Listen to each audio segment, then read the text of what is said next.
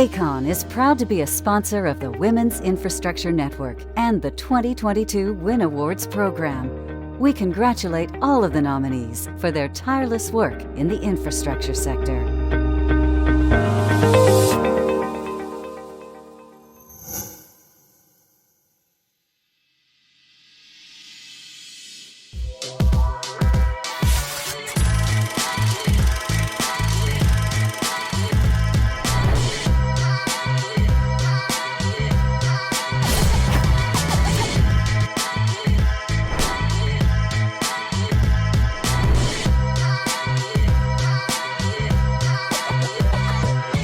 One of the directors asked us, what was the reason for this success?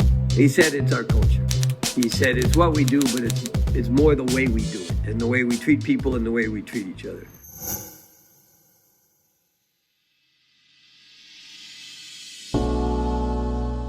Dear young girl, remember that you are destined for greatness. Always dream big, find your purpose, and follow your passion. Be curious, be confident, and surround yourself with empowering women. Congratulations to this year's WIN nominees. Thank you for representing us so exceptionally.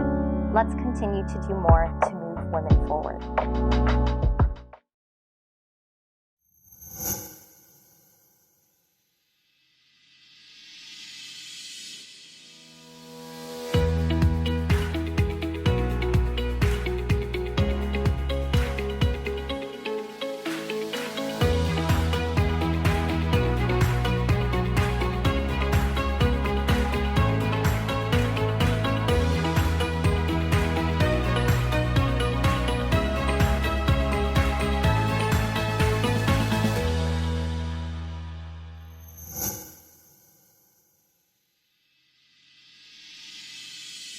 For 70 years, Ledcor has been planning, building, drilling, shipping, driving, flying, digging, no matter the temperature, weather, or hour. And we will keep moving 24/7, 365, year after year. Forward, together.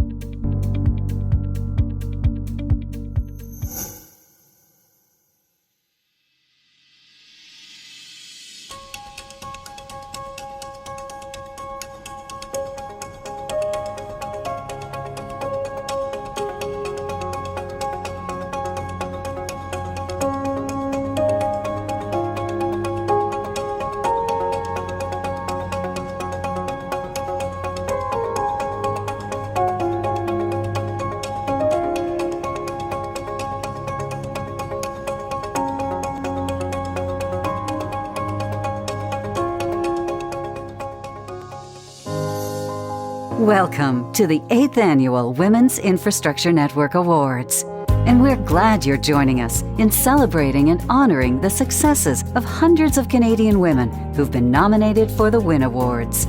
Over the past 8 years, the number of nominations has continued to grow in both the outstanding and emerging categories, and we are very excited to celebrate with all of you today.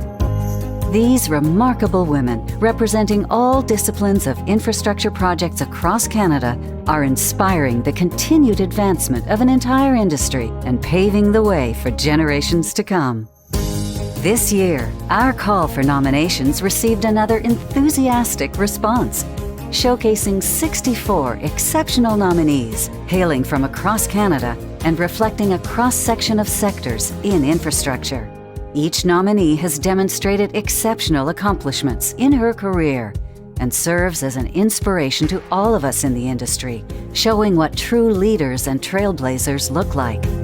And with such an extraordinary caliber of nominees, the Nominations Committee had the challenging role of selecting the shortlist, while the judges had the tough task of choosing this year's winners.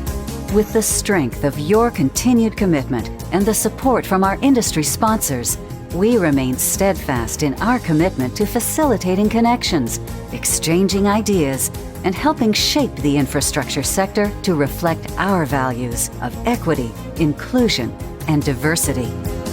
And today, while highlighting the nominees and winners, the WIN Award celebrates each and every one of you for daring to dig in to a more inclusive infrastructure industry in Canada for all. Thank you and congratulations.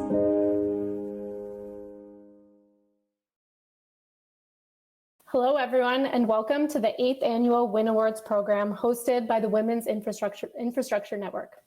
My name is Kathleen Boyd from KPMG, and this is Amy Kaznikis from Plenary Americas, and we are the co-chairs for the WIN Awards program and will be your MCs for this afternoon. We would like to take a few moments to acknowledge that this award ceremony is being shown nationally on different traditional territories. Amy and I are joining you from Toronto, Ontario, on the traditional territory of the Wendat, Anishinaabe, Haudenosaunee, Métis, and the Mississaugas of the New Credit First Nation. The awards allows us to recognize the strides being made to increase the representation of women within the infrastructure sector. All the women nominated this year are mentors, change makers, and pushing the status quo. They are helping pave the way for future leaders. At WIN, diversity is at the core of our values, and we're committed to fostering a community that cultivates and celebrates diversity in all of our activities. It is a result of all of your support that the WIN Awards program is a success that it is today. Its success is also an indication of our growing influence in the infrastructure sector to help shape the agenda across the country. In line with our overall goals this year, we're very excited to announce the formal launch of the Women's Infrastructure Network Indigenous Award. This annual scholarship worth $5,000 will be awarded to a student who identifies as a woman who is a First Nation, Inuit, or Métis person of Canada with satisfactory academic standing enrolled in any year of an undergraduate degree in business, engineering, or law. Selection will be based on academic standing and indicated financial need. We hope to provide more information about this exciting scholarship to our membership in the coming months. We're delighted to share with you the exciting program we have lined up for the event this afternoon. We're privileged to be hearing from an esteemed Canadian leader in infrastructure, and we will get to hear who the winners are of the Emerging Leader and Outstanding Leader Awards. I now want to turn it over to Leah Carson, Senior Manager at KPMG, our Platinum sponsor, to introduce our keynote speaker. Thanks very much. We're pleased to be joined today by Lisa Mitchell, who will be providing our keynote address. Lisa Mitchell is the President and CEO of the Canadian Council for Public-Private Partnerships, or C2P3. She joined C2P3 in November 2021 after serving as Senior Director, Investments, Partnerships and Innovation at Infrastructure Canada. She is a recognized thought leader in Canada and internationally and chairs the Organization of Economic Cooperation and Development's Senior Infrastructure of PPP Officials Network. Lisa was one of the founding members of the WIN Ottawa chapter. She is helping to set the infrastructure agenda across Canada through the Council as thought leaders in the P3 space. We are very excited to have her joining us today to give the keynote address. Lisa, over to you. Thanks, Leah. Thank you for the invitation to speak tonight. Also, before I forget, a huge thank you to the WIN Steering Committee for the flowers that arrived at my door today. They're gorgeous. And also, before I begin, I would like to acknowledge that as I'm in Ottawa, that I'm speaking to you tonight on the traditional unceded territory of the Anishinaabe Nation. I'm thrilled to be here, slightly amazed that Amy and Kathleen asked me to speak. I had the pleasure of being one of the inaugural judges for the WIN Awards in 2015. I'll say that experience had a profound impact on me. I'll admit it was a very intimidating task. That year, there were 24 women nominated for Outstanding Leader, 18 for Emerging Leader. I remember going to the office back when that was a thing, after an evening spent reviewing the nomination packages. And when someone asked me about my evening, all I really could say was like, what on earth have I done with my life?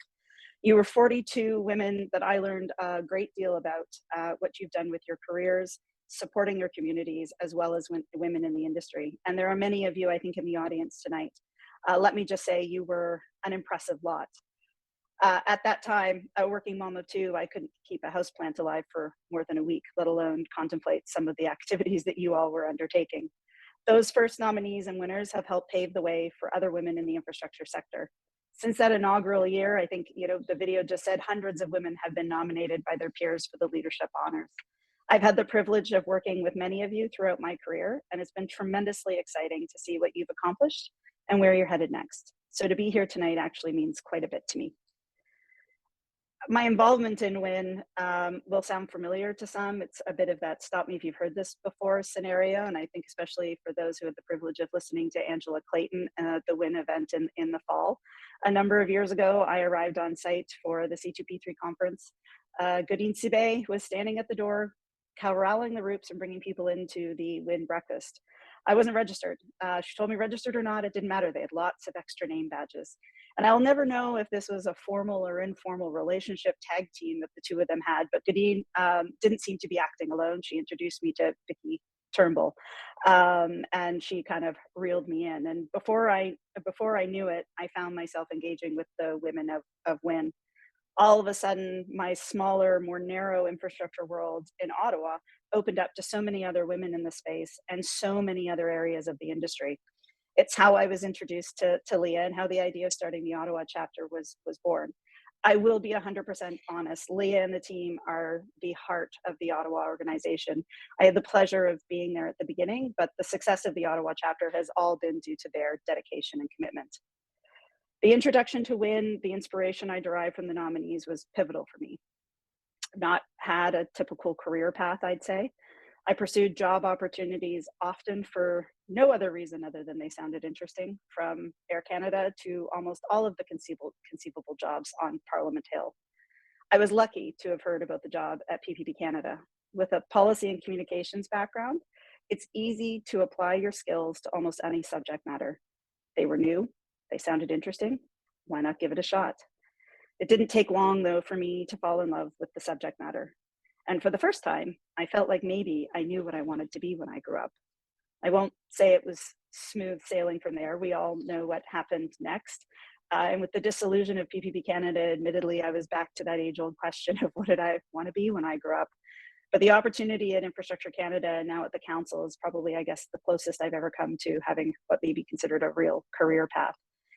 I most certainly encountered challenges along the way, and I'm sure many of you here have had similar experiences, especially as women in a traditionally male-dominated industry. Don't get me wrong, over the course of my career, I have met many wonderful and supportive people who are still to this day some of my greatest advisors and mentors, but also some who made me question myself and doubt my capabilities. I'll share a couple of anecdotes. I had a female colleague once who deliberately tried to sabotage me at work to the point that I left after a few months. I navigated a management team of 12 or more as the only woman and discovered just how much we can communicate differently. I had colleagues describe my work as fluffy because I didn't have a technical background. I wasn't an engineer, lawyer, or accountant. But we know now how important it is to have diversity in the workplace and in our industry, in the companies and organizations that make up this sector. In preparation for this, I was doing a bit of reading, and I came across an article in 2020 and that was published in 2021 in April in the Harvard Business Review. And the authors reiterated some of these messages that research shows that for the firms with more women in senior positions, they're more profitable, more socially responsible, and provide safer, higher quality customer experiences, among other benefits. And I don't think any of that is surprising to us, given the focus that's been placed on diversity over the past few years. But what was interesting about the article is that it explored the mechanisms that drive to those positive outcomes and suggested that when women are appointed to the C-suite, they catalyze fundamental shifts in the top management team's risk tolerance, openness to change, and focus on M&As versus R&D. The article suggested that ultimately, including more women in executive decision-making may lead firms to consider a wider variety of value creation strategies. And in our industry, in developing, building, operating, maintaining public infrastructure, it's critical. In 2021, the Organization for Economic Cooperation and Development published a report, Selected Stocktaking of Good Practices for Inclusion of Women in Infrastructure. The report noted that not only does infrastructure have a major impact on women's access to resources and agency over their well-being, and thus on women's empowerment, but that infrastructure itself is not gender neutral. Women and men have different needs and use infrastructure differently, given their specific social roles, economic status, or preferences. Poor infrastructure quality also poses differentiated threats to women's safety and well-being. Moreover, it concluded that infrastructure has traditionally been heavily male-dominated sector, leaving women little or no voice in investment decisions that affect their economic opportunities, day-to-day lives, and well-being, and that increasing women's participation in infrastructure policy and decision-making is thus crucial. So, to the women and the men of WIN who formally or informally support other women in their careers, thank you. Our industry, and in my view, more importantly, Canadians, will be the beneficiaries of a diverse infrastructure industry. Now, I know most people are anxious to get to the main event and hear about the award winners, but I do want to take a little bit of time to talk about the council and the work that we're doing. As I mentioned at the outset, from the moment I entered this world of infrastructure and P3s, I was struck by the uniqueness of this industry, a rare collaboration between public and private sectors, representing the whole life cycle of an asset. That's a lot of experience and expertise spanning across so many different types of projects that our industry association has to draw upon. I've had the fortune of working in the space, as Leah noted, and internationally, and I can tell you there are very few industry associations like ours. In November, we'll celebrate the 30th anniversary of the Council's conference. Not only will this be an opportunity to welcome everyone back in person, but it will be an opportunity for us to reflect and celebrate the accomplishments of the industry over the past 30 years. More importantly, though, it will also be an opportunity to look to the future of P3s in Canada. And the timing is right. I believe that the P3 industry is at a pivotal moment. We have built a best-in-class model, but we didn't start here. With every generation or wave of P3s in Canada, the industry's adapted. We've harnessed lessons learned, and we've honed our best practices. So since the mid-1990s, we have adjusted our approach to improve the application of the model and expand into new areas. And I think it's okay for us to admit that we maybe made mistakes along the way. Maybe too much risk was transferred here. Maybe we didn't have the gearing ratios at its most optimal there. Maybe we got too comfortable with what we created, that we haven't spent as much time learning from each other and adapting as we have historically. Now, I say this not to lay blame. Quite frankly, we collectively bear the responsibility for the evolution and the success of the industry. That collective responsibility, combined with the commitment, dedication, and experience I spoke about before, is what will help us through this next phase.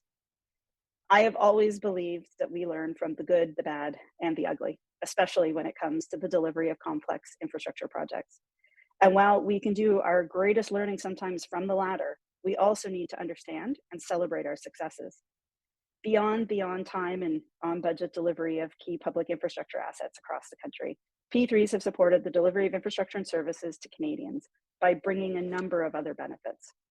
For example, asset management and avoiding deferred maintenance by integrating operations and maintenance into the contract. The Ryerson Institute for Infrastructure Innovation report, Understanding the Effect of Public-Private Partnerships on Innovations in Canadian Infrastructure Projects, which was published in 2016, noted a number of anecdotal innovations that were integrated into P3 projects across the country, such as the use of cementitious terrazzo for a long life flooring. Yes, they have higher upfront costs, but lower life cycle costs. Or the decentralization of nursing units in a hospital to reduce service distance or less sneaker time. Or the construction of adjacent bridges to the existing one and the phased opening of lanes for a better traffic management plan. Overall, the report concluded that major innovation opportunities were the result of the integration of design, construction, operations, and maintenance into one contract. Now, for years, I'm going to go a little cliche here, we've loved our catchphrases as an industry. Tool in the toolbox and not a panacea. We've all heard those over and over again. And this still rings true, but we started to add new ones. Don't throw the baby out with the bathwater.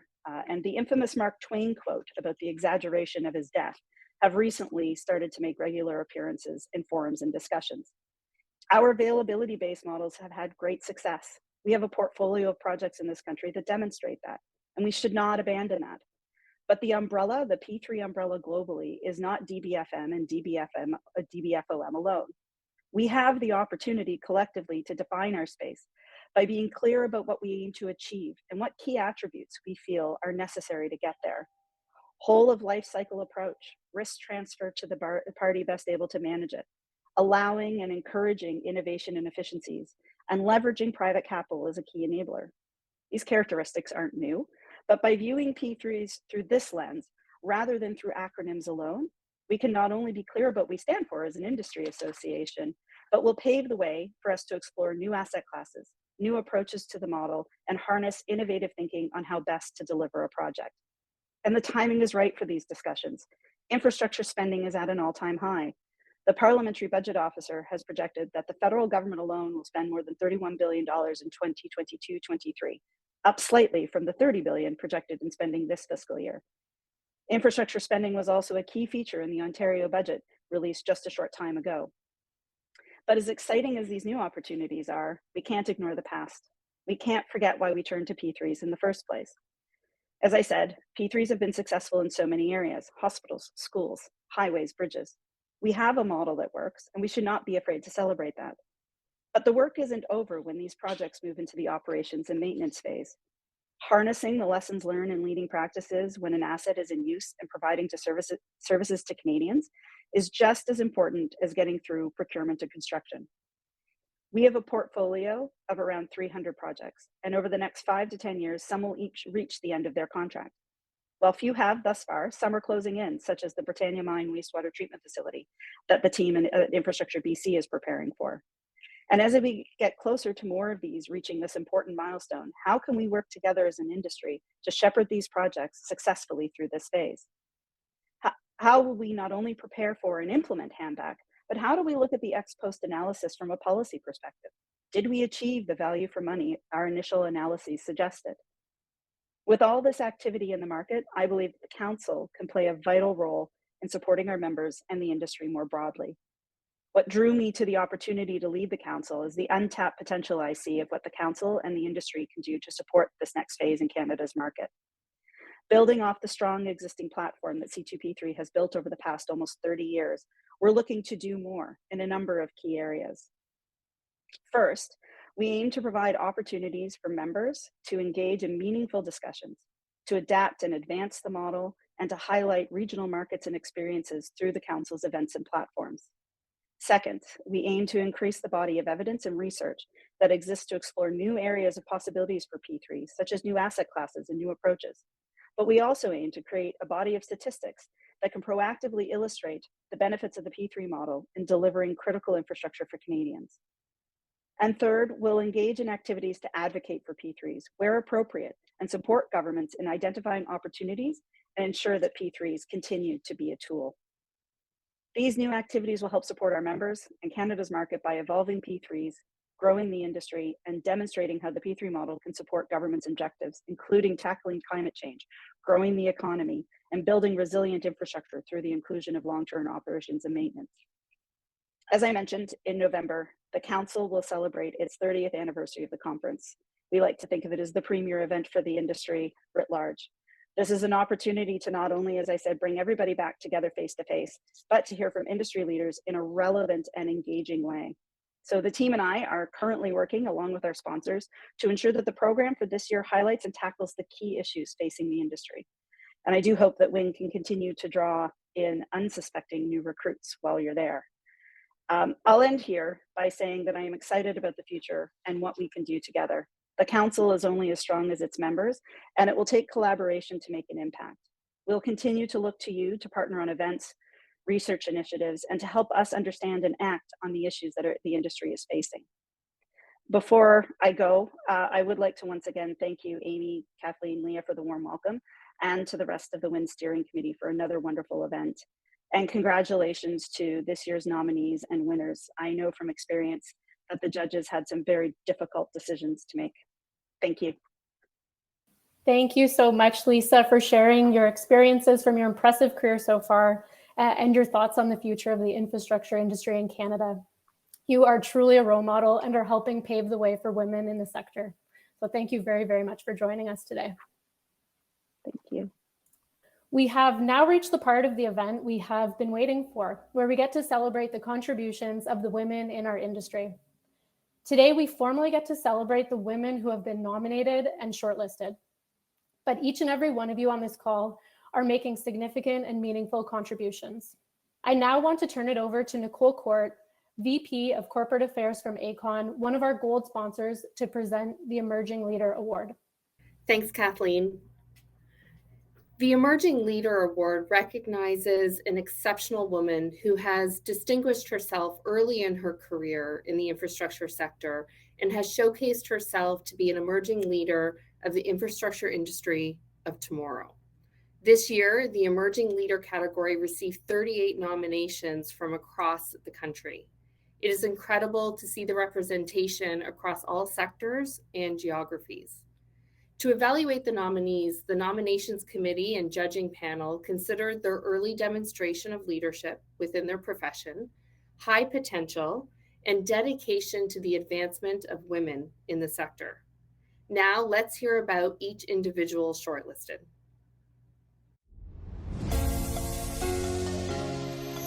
The Emerging Leader Award proudly celebrates an exceptional woman who has distinguished themselves early in their career while demonstrating a pattern of early leadership, achievement, and mentorship, making a significant contribution to the infrastructure sector and their community. We are honored to congratulate each of the nominees, accomplished young leaders who are redefining our industry. And now, let's meet our 5 shortlisted 2022 Emerging Leader nominees. Claire Seaborn's extensive work as a lawyer and public policy professional has centered on advancing infrastructure policy, including helping to implement the $180 billion Investing in Canada plan. Jenya Hammond leaves no page unturned, serving as a successful business lawyer whose work focuses on all aspects of infrastructure and construction projects, as well as general commercial matters. Kim Doran's operational role, expertly leading teams across central and western Canada, is backed by lengthy experience providing geotechnical design and construction support with strong communication skills. Monique Lau is a progressive project manager with 15 years of experience delivering large capital projects and has repeatedly demonstrated an ability to cultivate relationships and motivate teams to deliver top results. Sarah Ahmed is a bold, driven, and fearless leader, moving quickly through the ranks to become one of the youngest design leads at the Plan Group, while working to support young female professionals in the industry. It feels wonderful to be nominated for this award, and a little bit surreal, actually. I am excited and delighted to be nominated. It was more just shock that I could be at a level of some of the women that I saw on the list. It was also just a bit reassuring to know that, my efforts and everything that I've been putting into my own career and into the industry has, actually is being recognized. The other nominees are all incredible and have really, really interesting career paths. So I'm really looking forward to speaking to them some more and learning more about their pathways. Gender diversity is really important to me because I desire a world where gender has absolutely no bearing on how we choose to follow our passions and our careers. But one thing I think in terms of being a woman in the industry is the nuance around that boys club, right? How do you find those informal conversation starters to be part of the group? Men and women need to keep the conversation going and recognize the benefits of gender diversity to everybody in all walks of life and industries. It's about maybe shining a light on some of those experiences, making them something that we can learn from, and recognizing that there's a problem we need to solve, and we're better at solving problems together. WIN has really brought some incredible people together and helped women in the infrastructure space lift each other up. The fact that WIN connects women, and I would never have access to these women without this platform. I think if I was to talk to my teenage self, I would just say, you are capable of so much more than you actually believe, so just go out and get it. My advice is to not be intimidated by things that are big, by things that are complicated. Don't be too afraid of failure. There aren't any roadblocks that you can't overcome. I think that's important. Prosperity cannot be built on fear. So I would say to my teenage self that take the leap, and it's going to be worth it. These inspiring women have made tremendous strides to date, with track records of excellence that speak for themselves. And as they continue to guide progress in infrastructure every single day, we look forward to future successes. Congratulations to our shortlist for the 2022 Emerging Leader Award.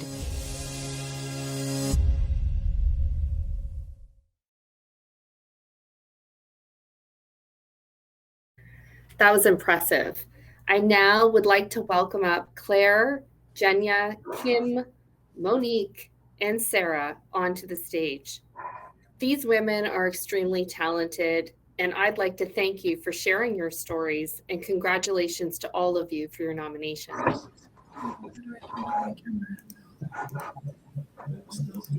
So now, the big moment. Let's see who the winner is. The winner of the 8th Annual Women's Infrastructure Network Emerging Leader Award is, we have 2 winners this year, Claire Seaborn and Monique Lal. Congratulations, Claire and Monique.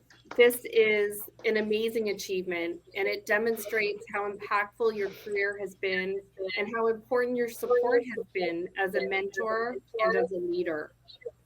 We would now like to invite first Claire onto the main stage to say a few words, followed by Monique. Congratulations again. This is so special. Thank you. I've got some light in my eyes here right at sunset. I love being a part of this network. These women are all so inspiring. I've loved every single WIN meeting I've been to, and I've already made so many amazing connections and learned so much from so many of you. So I'm just looking forward to continuing to get to know people better, including IRL. I'll just really quickly thank my nominator, who is Catherine McKenna, Canada's former Minister of Infrastructure, Aaron Corey, who's CEO of the Canada Infrastructure Bank, and Awie Sinha, who's a partner at McCarthy Tétrault. So thanks to all of them. And I also need to thank my current boss as well, who's been super supportive, Jonathan Wilkinson, who's Canada's Minister of Natural Resources and Member of Parliament in North Vancouver. So just thank you so much. And I really look forward to continuing to get to know folks. I really love the friendships I've already made through WIN. So thank you so much. Like, sincerely, very awesome group of ladies here. So really nice to be supported. Thank you.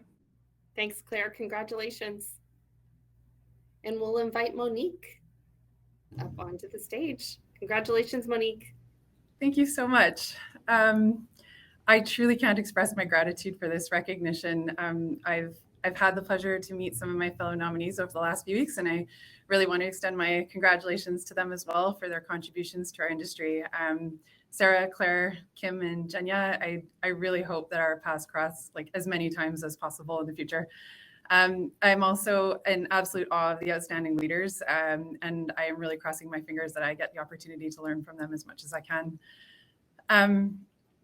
From the day that I graduated university, I've been so incredibly proud to be an engineer, and thanks to an incredible family and friend network, I don't think I ever really appreciated how hard it was for some other women to get to the same place that I had. And over the course, of course, I've had some unpleasant encounters along the way, but it wasn't until a few years ago that I really started to realize the depth of unconscious bias and the barriers that there are. I really truly believe that they can be overcome and that we can make meaningful change, not just in the infrastructure industry, but for women as a whole. But to get there, we need the power of all of us working together. And so I'm really grateful to the Women's Infrastructure Network for bringing together and highlighting the exceptional talent of the women in this industry, and for providing us the network and the support to know that we're gonna make things even better for the next generation of leaders coming behind us. So thank you so much. I really appreciate it, and I'm shocked. Congratulations to both Claire and Monique on your achievements as emerging leader winners. The judges were so impressed with your submissions that it was impossible to just choose one winner this year. It's so well deserved. You're both exceptional leaders and will definitely be making a positive mark on the industry as you progress through your careers. At this point, I now would like to turn it over to Jenny Klesnich at RBC, our gold sponsor, to present the Outstanding Leader Award. Thanks very much, Amy. The Outstanding Leader Award recognizes a woman who has distinguished herself in her profession, has shaped the world we live in, and has demonstrated a unique ability to guide and inspire others within the infrastructure sector. This year, the Outstanding Leader category received 26 nominations, representing women from across Canada in a multitude of sectors. To evaluate the nominees, the nominations committee and judging panel considered their demonstration of breaking new ground and paving the way for women in the sector while excelling in their field and serving as a role model. Now, let's hear from each shortlisted nominee. The Outstanding Leader Award is proudly presented to a woman who has proven a unique ability to guide and inspire others, distinguishing themselves in their profession and making significant contributions to their community in an exceptional way. We are delighted to be celebrating each of the nominees, whose influence within the infrastructure sector is extraordinary. And now, let's meet our 5 shortlisted 2022 Outstanding Leader nominees. Gigi Chen Kuo, one of the first female executives of visible minority status to serve as interim CEO at TransLink, has dedicated her career to working for the public interest, advancing diversity and inclusion, and making a positive difference in the lives of others. Karen Martin has been consistently recognized as one of Canada's leading construction and infrastructure lawyers, focusing her practice on providing expert strategic advice and solving complex project issues. Karen Savage has been providing geotechnical engineering services to the BC building industry for 3 decades and paved the way for women by serving as the first female president of an engineering consulting company in Canada. Natalie Kloss continues to champion opportunities for women in the construction industry, with a successful 25-year career working for construction contractors on complex and challenging infrastructure projects across North America. Tamara Vrooman is a transformational leader with a formidable financial background and a proven understanding of the intrinsic link between strong and sustainable economies and healthy communities. Her expertise has been sought by organizations, leaders, and governments at all levels. I'm so humbled to be in the company of women who have been working in the infrastructure sector right across our country. All of the other women that were nominated are very impressive. I'm not used to being recognized. I'm just Karen at the office and mom at home. I've had a few moments in my career of which I've been very proud, and being nominated for a WIN Award is one of those moments. So I would say that it was completely unexpected to be nominated, especially as I see the resumes and accomplishments of the other women. What has changed since 1985 and today? I think that in the industry, there's less of an initial reaction that a woman is not going to do as good of a job as a man because she just won't have the right experience. That has definitely changed. When I started as a young engineer, I was the first woman engineer to walk onto a construction site. Originally, you'd go to site and there wouldn't even be a women's washroom, or the PPE, the personal protection equipment that was on site didn't fit you. And now it's not uncommon to see women on every project. So I think there's been a lot of progress, and I think it's positive. But organizations like WIN, I think, are extremely valuable for women.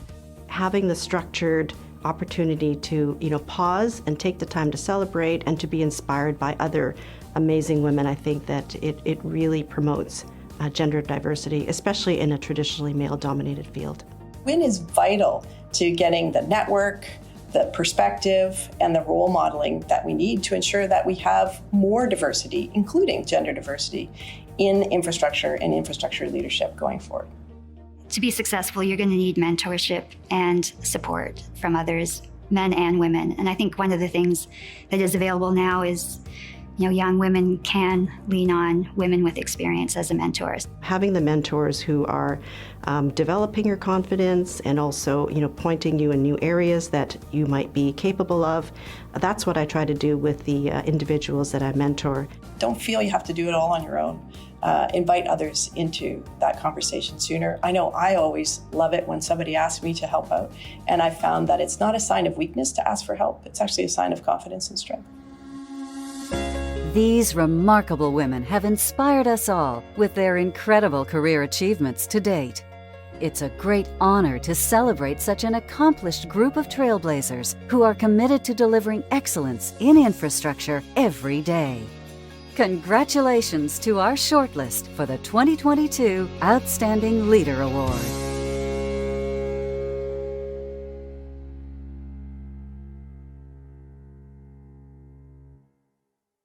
I now want to welcome Gigi, Karen, Natalie, and Karen onto the stage. This is a truly exceptional group of shortlisted Outstanding Leader nominees. You're making a difference to shrink the gender gap. And with that, I am honored to announce the winner of the 2022 Women's Infrastructure Network Outstanding Leader Award is Tamara Vrooman. Congratulations, Tamara. You have demonstrated what it means to be an outstanding leader. Unfortunately, Tamara was unable to join us today due to a scheduling conflict, and therefore we will be playing a pre-recorded acceptance speech. First of all, I'm so absolutely thrilled and grateful to be recognized in the company of such fabulous women in the infrastructure area in a sector that traditionally has not recognized and has not had a lot of women leaders. And so it's my great privilege to be recognized in this way, and I'm humbled by it. I also think this is a really exciting time for our industry and for infrastructure. When you think about infrastructure, it's all about the future we want to create. And to have diverse perspectives, including the perspective of women leaders, as part of the infrastructure industry is going to be essential for our collective success. So thank you so much to the committee for recognizing me in this way. I'm truly thrilled. I'm sorry I couldn't be there in person. Thank you so much.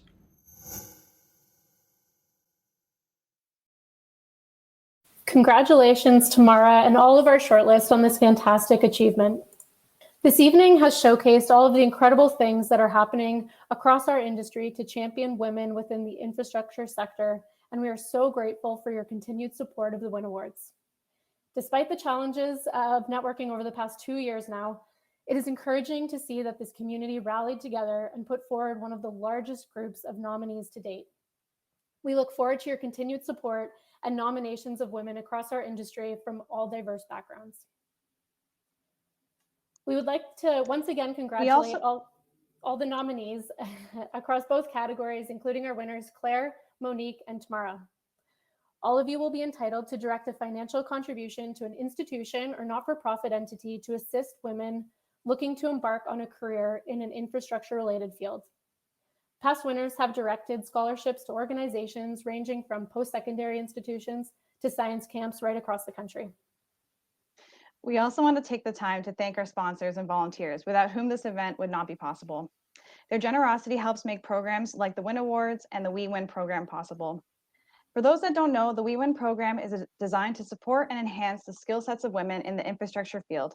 And we ask that you visit our website to learn more about this important program that WIN offers. And with that, we want to invite you to watch one final video to close off the 2022 WIN Awards. Thank you so much, and we look forward to seeing everyone, hopefully in person next year. Thank you. Today, we celebrate all our nominees, inspiring women whose commitment, hard work, and unwavering leadership is spearheading sizable steps towards equality in our industry. From the Women's Infrastructure Network, we thank you for the considerable contributions you have made to our infrastructure sector. Thanks to the volunteers who work tirelessly behind the scenes to make the WIN Awards possible. And also to our judges, who had the tough task of selecting our winners from an incredibly talented group of nominees. And of course, big thanks to our mentors, mentees, steering committees, and our many dedicated supporters. A special thanks goes out to our generous sponsors, without whom none of this is possible. Finally, congratulations again to our 2 Emerging Leader winners, Monique Lau and Claire Seaborn, and our Outstanding Leader winner, Tamara Vrooman. To be chosen amongst such stellar candidates from across Canada is an incredible achievement. Congratulations! And together, we remain dedicated to widening our influence through networking, training, advocacy, mentoring, and community involvement for the thousands of WIN members. We are all actively playing a role in the important growth of WIN and its influence in the infrastructure sector. And we look forward to seeing all of you at future WIN events. Because together, we're all winners. Congratulations!